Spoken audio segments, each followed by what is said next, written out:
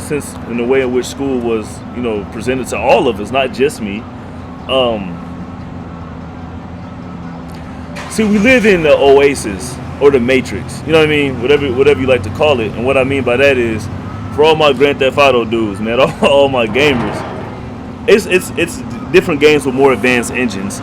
So okay, the Grand Theft Auto 5, you might have a guy that sees the guy you run up with the gun. He might run. You might have some guy stand there and fight. You might have the girl that screams, ah! And it's cool because there's like 35 different reactions that you can have.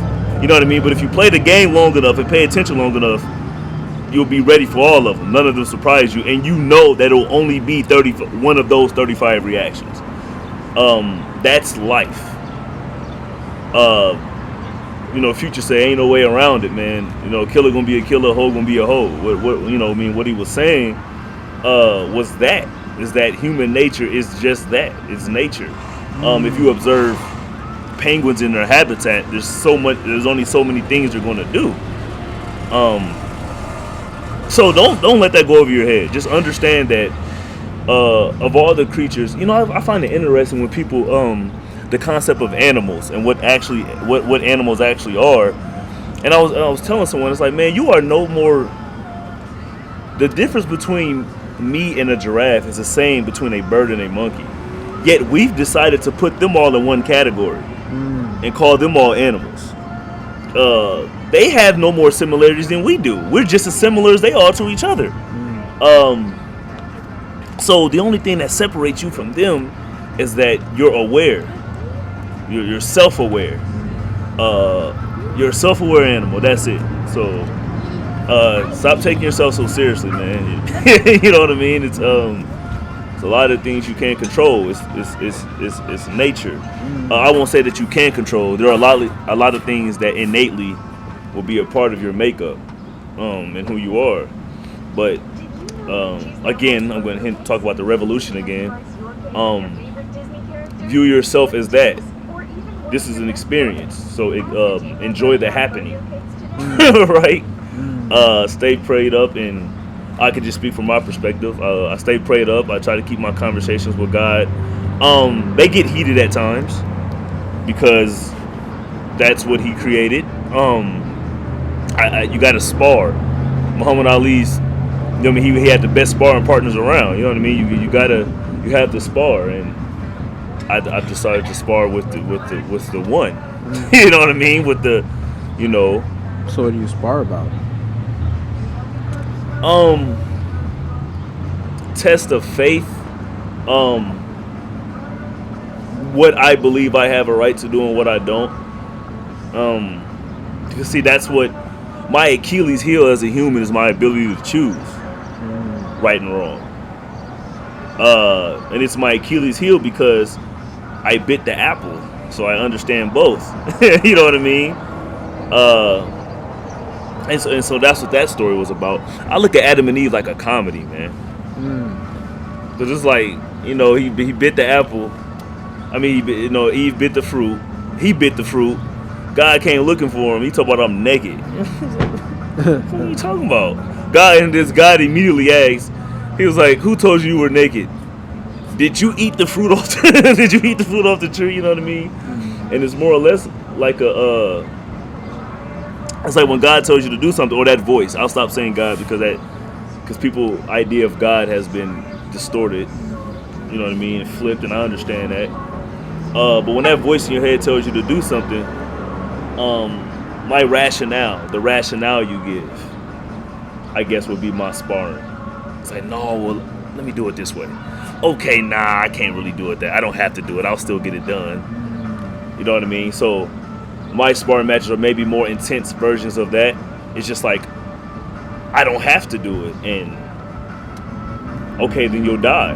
Right. It's like, who the hell have I been talking to if that's the end result? Because I thought God was good. Right. So I start having those conversations with myself, and then I understand what's been happening honestly. So yeah, that's my answer to that question, sir. Whatever it was. Right on. So what do you think your main purpose here is to do? Die. I Well, what have you decided to choose to do before you die? Man, I was a kid, man, and I was sitting in church, and they were talking about my grandma was in charge of a prison ministry. She wasn't in charge, but she was a part. She sung, and so was my grandfather. He passed away, but so was my grandfather. And I was hearing the prison stories, man. This man got up. He had did a long time in prison. He just got to talk about the food they were feeding him, and it was like a DUI. It was like, you know what I mean, he hadn't hurt anyone. It was something, I forget what it was. Maybe he was suffering from some kind of addiction.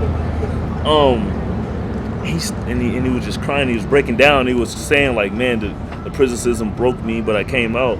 And I stood up and said to my grandma, no, I'm sorry, I was coming home. And I cried. My grandma said, I was like 8, man. My grandma was like, what make you cry? And I was like, I can't believe that other people are allowed. I was 8 years old. Other people, why would God give someone else the power to do that to someone else? Why does he have that power and I don't? And if people can put people away in cages for the rest of their life, I should be able to do whatever the hell I want to do. And I don't know who gave these individuals this power. You know, I mean, I'm 8. So she like, boy, watch your mouth. And she like, well, you know, they got guns. And I said, I don't care. No, I'm saying, she said they have guns and they got tasers, boy, you don't play with them. She's like, they'd kill you. And I said, so will I not die if I don't challenge them? I'm like, will I live forever if I don't challenge them? She said, no. And I said, and I don't care. I'm gonna spend the rest of my life. And by this time they had took my mother away. My mother did 7 years in prison away from me. And I said, I don't care. I'll spend the rest of my life. I'll dedicate my life to the destruction of that system, whatever it is. I didn't say it like that, but that's what I was saying. I'll spend the rest of my life fighting them. And she was like, even if they kill you. I said, if I die doing that, then. She said, well, if you keep that attitude about it, I won't say nothing else to you about it. Okay. So you know what I mean? So to answer your question, that. So I guess all I needed was my grandmother's approval in that instance to be a rebel. So your purpose is to rebel against baby. No, my purpose is to live as a free, righteous man on this planet. Now, if I have to rebel to do that, then I'm not the one in the wrong. I don't. See the thing about rebellion is that it's people usually look at rebellion as if it's a criminal thing, as if it's a bad thing to do. But people usually rebel if something's wrong. But it's usually an entirely different side, entirely different story. So that's what I believe I am, and that's why I believe I'm here. So, do you believe there's a lot of wrong things here, and you'll be doing a lot of rebelling? My goal, man, my life for right now, how I see things now, is not to go around just destroying all institutions of structure, and because the thing about chaos and structure is that one cannot exist without the other. And that's one of the painful things about existence is that, man, you really can't have order without chaos. Mm-hmm. It has to come. It's one of the it's like life and death. It's a cycle. So rather you're here to balance the chaos and structure. Sure. Okay. Sure. And find my place in the universe and hold it, and just accept what comes with it, and like Frank Sinatra said, I did it my way. So that's all any man can hope for. Is everything I love a part of that attempt to balance? On Everything I Love is a SOS to Black America, Black African diaspora. It's a we got culture here too. We got Von Doom doing ciphers too, getting up, being mobile. We have Black culture here too. We have things unique about our Black culture here too. We have stories too. We have famous people too. A lot of people, times you hear Mansfield, people screw their face up. Like, really? When you present yourself a certain way, or when you know what I mean? So, what on everything I love is just an extension of the revolution, that's the visible revolution that's going on in Mansfield. Ah, I see. Because it's visible now. It is, you know what I mean? We live in Tulsa, Oklahoma. You know what I mean? We live in, you know, Harlem. This is where we are. This is another city where the spirit, whatever it is, the same one that hit Scott LaRock and you know, KRS-One at the same time. To answer your question earlier about you asked me something about the wave, or you know, how do we get everyone on the same ideology, is what you said, and the same mentality, whatever that is. It's hit Mansfield now, so that's why. So you think a lot of people in Mansfield is possibly getting on the same page about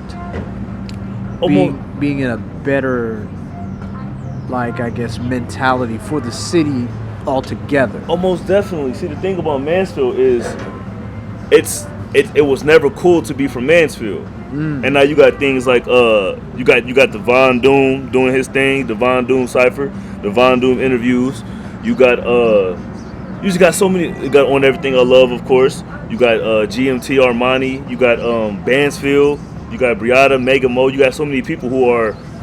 And what the internet did was, it's like Mansfield people got on the highway without getting on it, and we saw like, man, So what do you say to the people that believe that there's nothing here and that there will never be anything here, or the people that feel like economically the city will be declining when you see these young people that are passionate and have ambitious views for the city? What do you say to those people?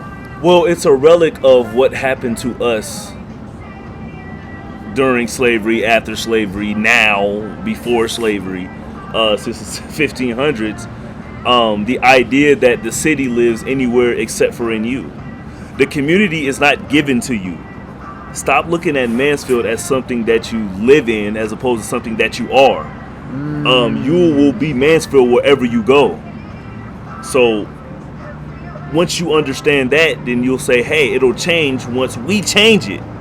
How come you think people are so reluctant to change it? Well, I think it's just that they don't know that they can.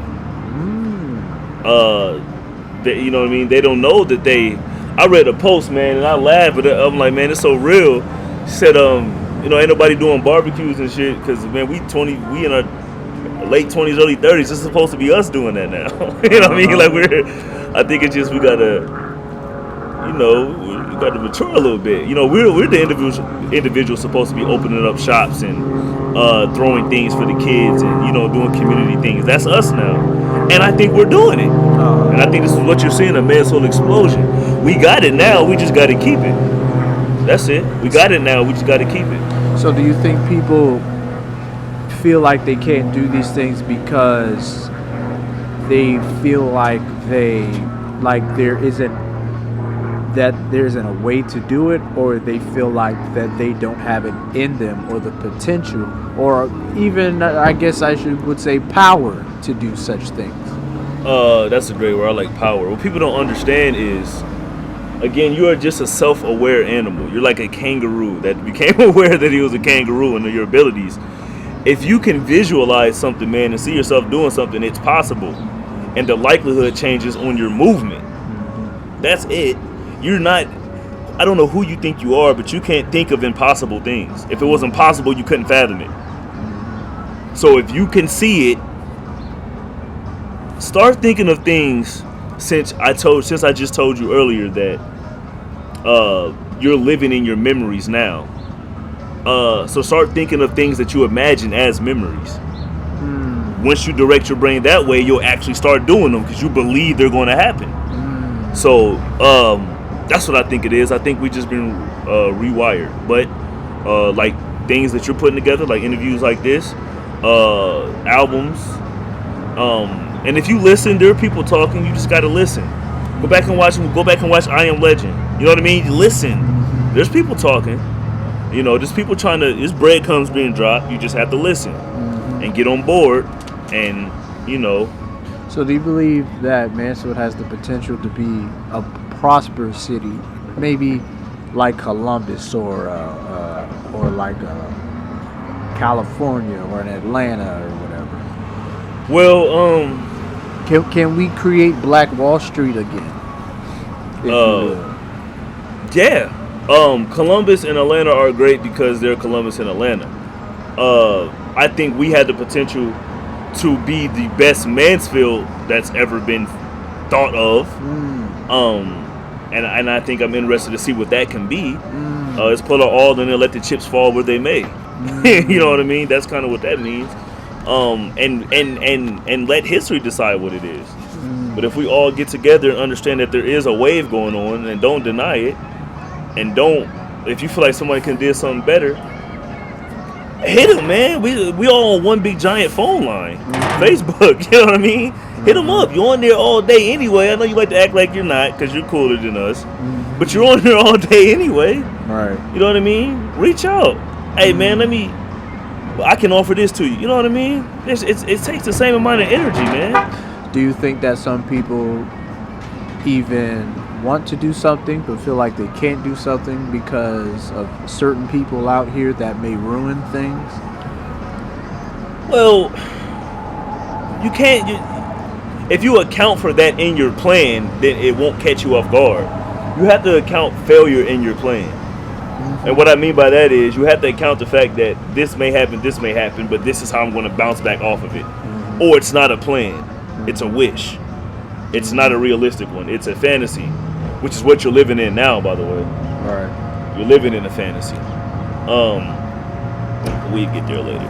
But yeah, the Mansfield revolution is what's being written right now. It's been written, and we're living it. That's why I'm here.